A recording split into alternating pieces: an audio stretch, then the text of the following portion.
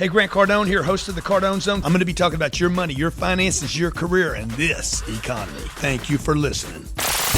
It's a wake-up call for the middle class. Ouch! Ouch! Make success your duty, whatever it takes. It ain't your daddy's economy. True freedom in business, career, and finance. The Cardone Zone starts now. Professional or amateur?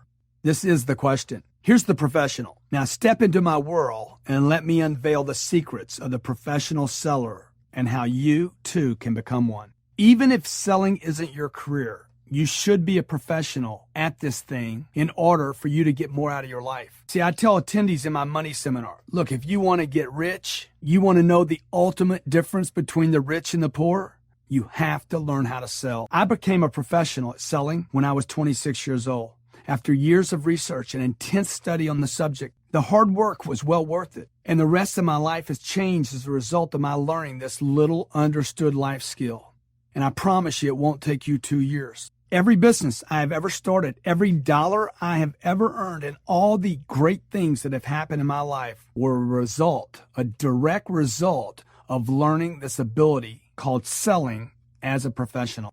3/4 of population Earth has no clue that their success, their family's future depend on this thing called selling. Their experiences in life and their career also depend on this thing called selling. And look, if they don't know how to sell, they can't be successful. If they don't even know that their futures are dependent, they can't be successful.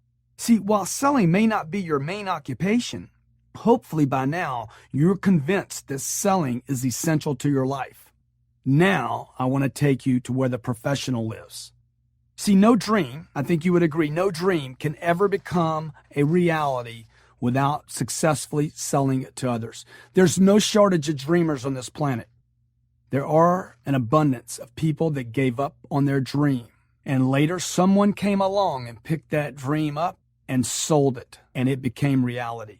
So you need to know, first of all, the definition of a professional. This is a person engaged in a specific activity as one's main paid occupation rather than as a pastime. Now, I'm not suggesting that you have to be a salesperson as a main paid occupation, unless, of course, you understand what I'm saying here today, which is your life depends on this thing called selling. Therefore, your main paid occupation would be life itself, and you would no longer treat it as a pastime.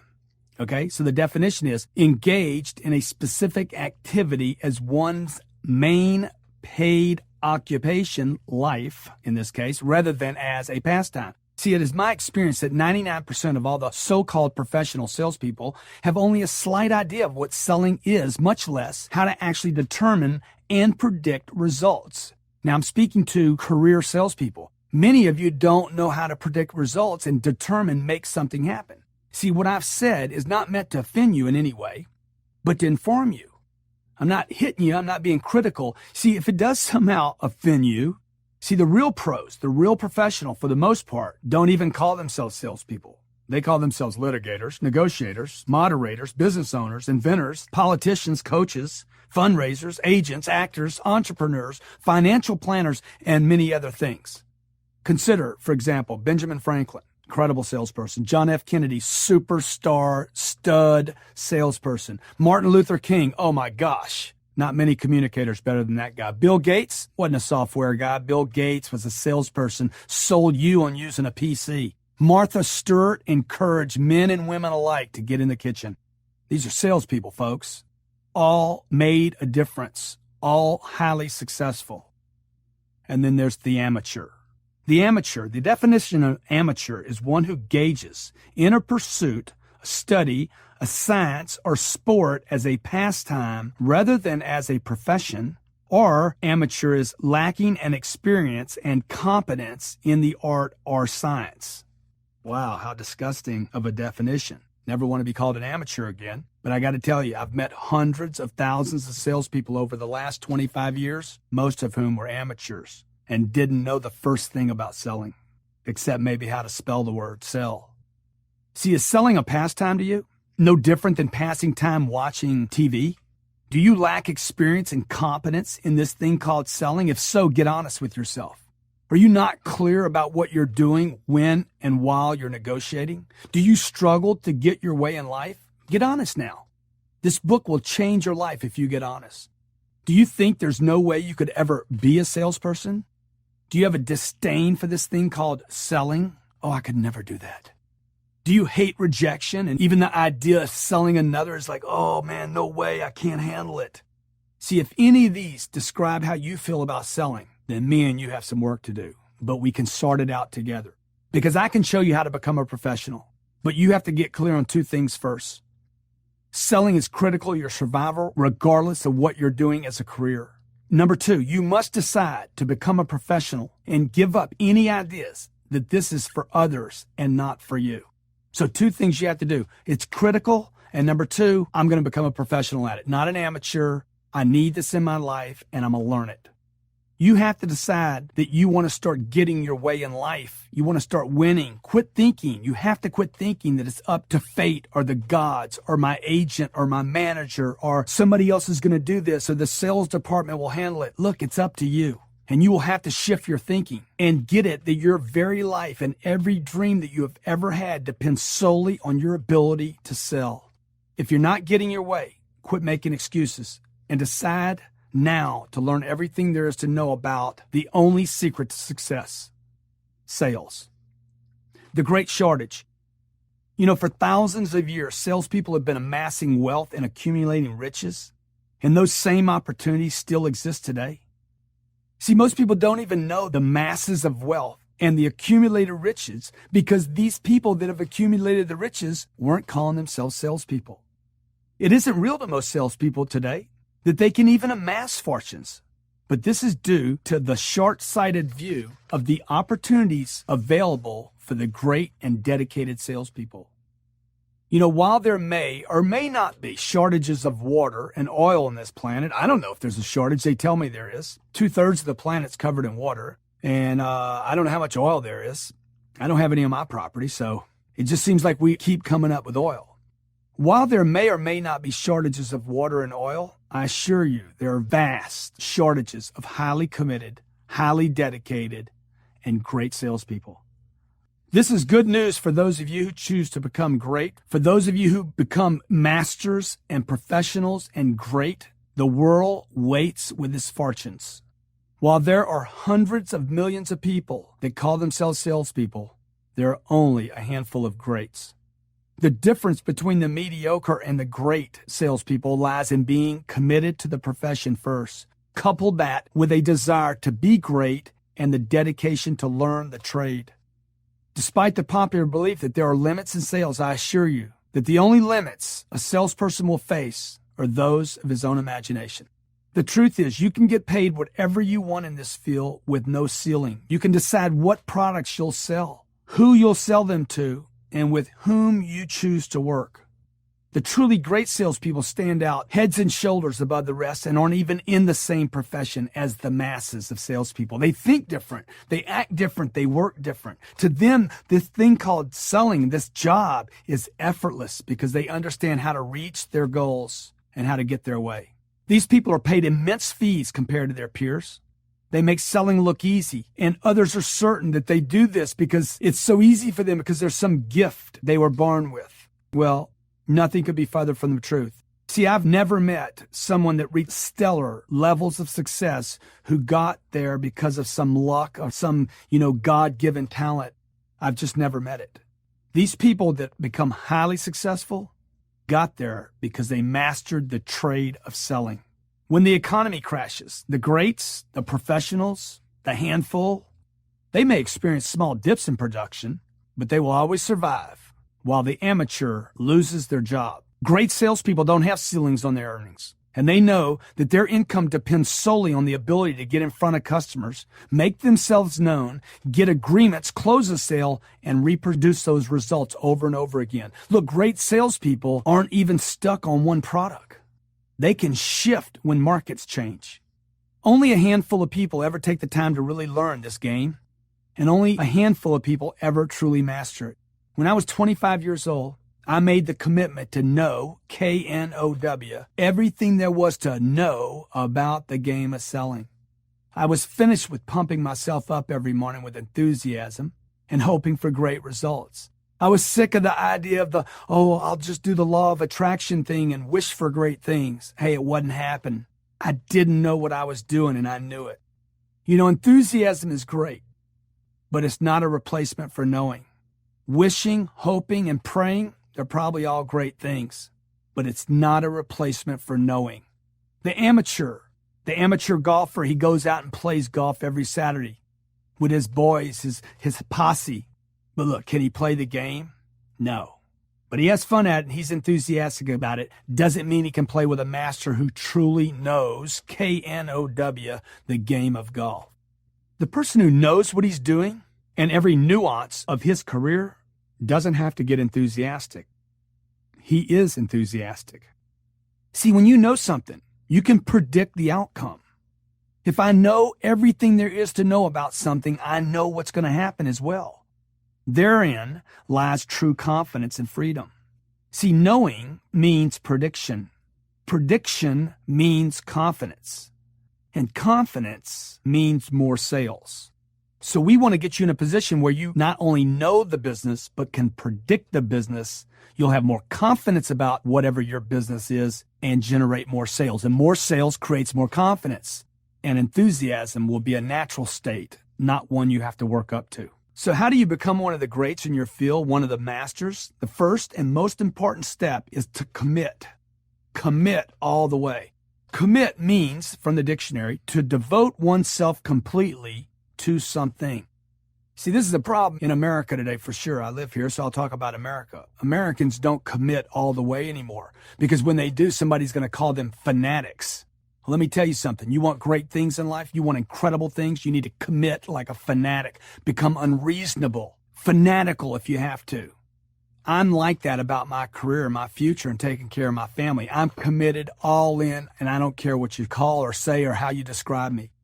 This inescapable truth is required for anybody or anyone to be truly great at anything they endeavor. You must devote yourself completely. If you're a career salesperson, then you will have to devote yourself, your energy, and your resources to a career in selling. If you aren't a career salesperson, you'd better get it to your core that your success, your every moment, possibility, endeavor, any chance you have of making it still depends on this thing called selling, and you'd better learn it. You have to convince yourself, commit that this is the thing you have to learn in order to get your way in life, and that this thing is where you are going to make your riches or make your dreams come true or just basically prosper and do well in an incredible way. So how does a person actually commit? How do you commit? Man, how do I commit? What do I do? What do I have to do to commit? Well, what I do when I commit is I eliminate any and all options and devote myself to that thing and learning everything I can about that thing. I become a fanatic. I become 100% absorbed, all in, a super freak, if you will. I stop questioning. I stop asking other people for their opinion. I stopped looking on the internet for what other people said or didn't say or might have said. I quit doing research, dude, and I'm in all the way. Right or wrong, I'm in. I don't stick my toe in. I jump in the pool, and I stop questioning. I discontinue looking at other options. That is commitment. Committing is as simple as picking a place to park your car. Find a spot, pull in, get out. You don't keep looking for another space once you park. Commit and be done with it. Committing is when you make a firm decision, a complete 100% decision, and you stop wondering and then follow your commitment through with actions. Once you've fully committed to a partner in life, it's good advice to quit looking for new partners. You take what you have, commit, make everything you can out of it. Could you find someone prettier, smarter, or happier? Probably. But hey, is that committing? What if they were doing the same thing with you? Could I find somebody prettier or happier or smarter? Hey, absolutely, to the listener. But look, that means as your partner, I'm not committing. Committing means you're in all the way. It means you're done looking. It means you've cut off any other possibilities for now. No more alternatives. No more shopping. and then I'll make that person that I'm with the prettiest, the smartest, and the happiest. I'd rather commit to the wrong thing all the way than commit to the right thing halfway. I'm going to say that one more time, okay? Live by this. I'd rather commit to the wrong thing all the way than commit to the right thing halfway. Greener pastures. This is for that person that's always looking for that greener pasture. The guy who thinks the grass is greener over there is the same guy who never committed to taking care of the pasture he already has. He winds up mediocre, average, and miserable, always looking for greener pastures. What was he even doing looking at another pasture in the first place? See, look, he already had his own green pasture that needed to be mowed, needed to be watered, needed to be weeded. Remember, hey, while there may be greener pastures, they're green because somebody committed to taking care of them. Weeds grow in every field, and if you don't commit to it all the way, you'll neglect it. And if you neglect it, you're going to get weeds, and then it'll go brown. And everything around you is going to look greener, because it is, because you didn't commit to taking care of what you had. Is there better opportunities around you? Probably. Why? Because somebody's taking care of those opportunities. They're watering, they're feeding them, they're giving them sunlight and life. They're selling that opportunity, and it keeps getting bigger while yours is getting smaller. Why? Because there aren't any greener pastures that weren't taken care of by someone. See, when you neglect, you'll immediately start to dislike that thing which you neglect. And then you'll start peering over, looking at the neighbor's fence, thinking, wow, what he has is better. It's only better because he's committed. So commit. Commit all the way to your career. Commit to learning something that you can about selling. Commit to learning about your product. If you're an actor or an actress, your product is what? Right? Commit to learning how to get that into the marketplace.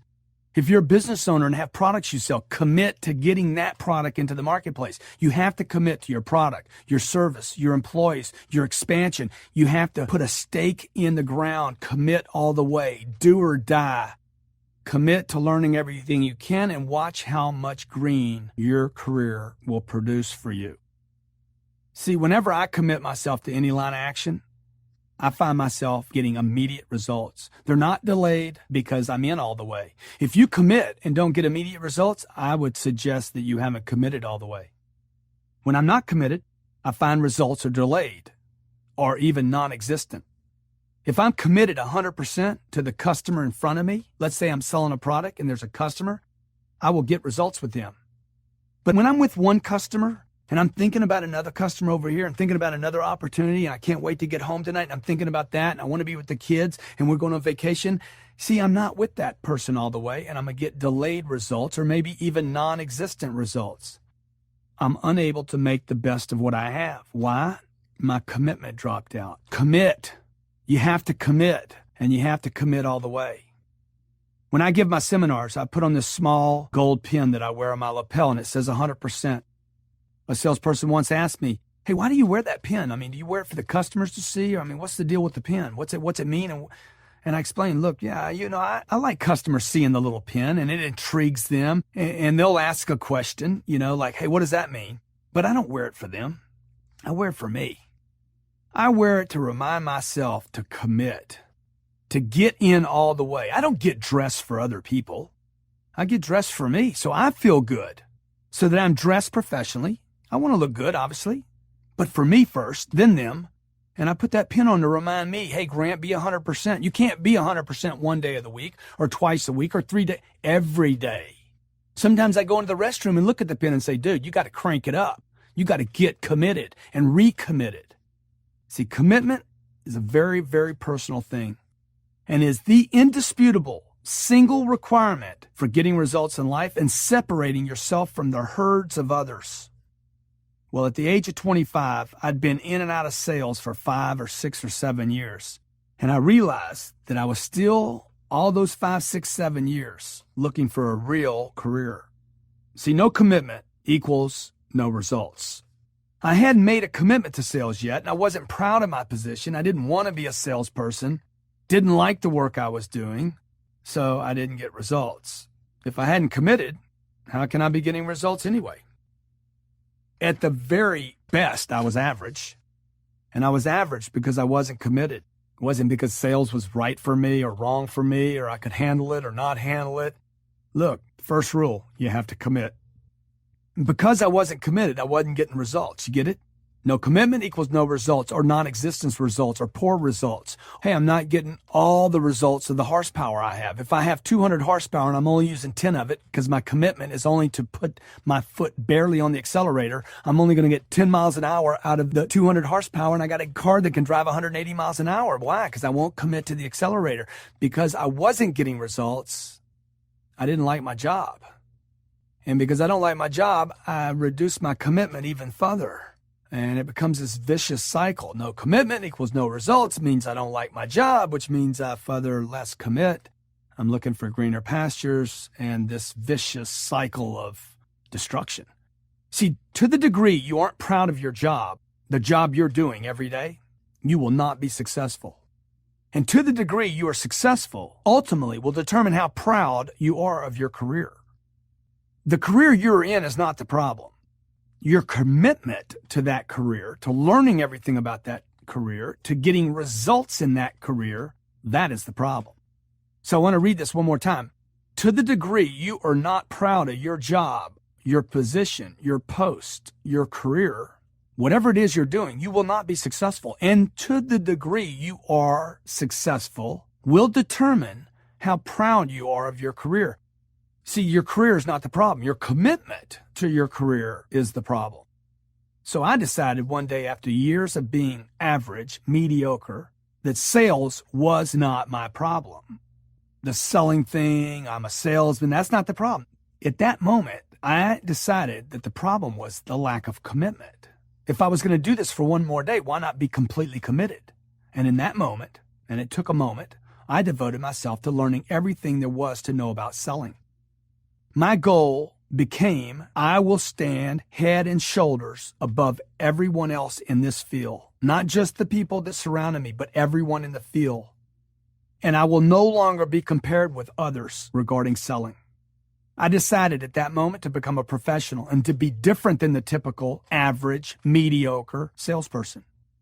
See, that's the moment when everything changed for me.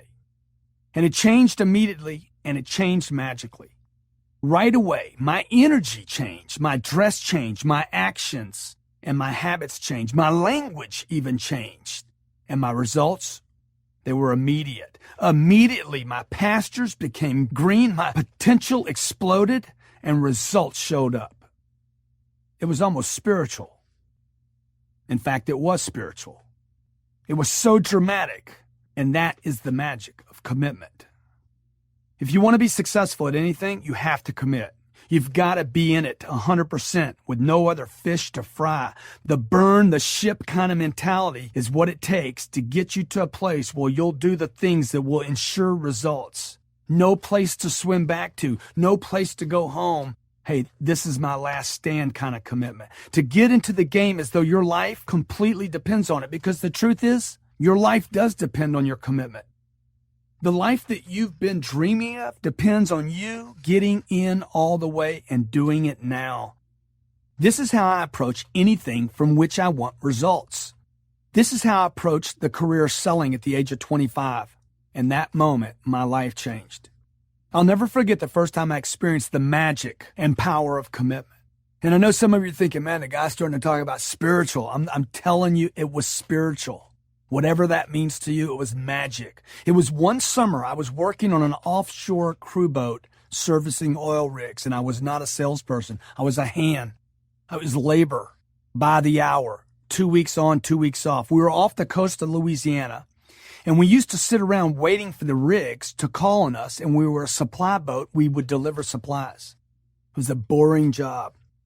When we weren't actually working, we'd spend time fishing off the side of the boat. We'd drop a 100-foot line with 20 different hooks on it. We were fishing for snapper.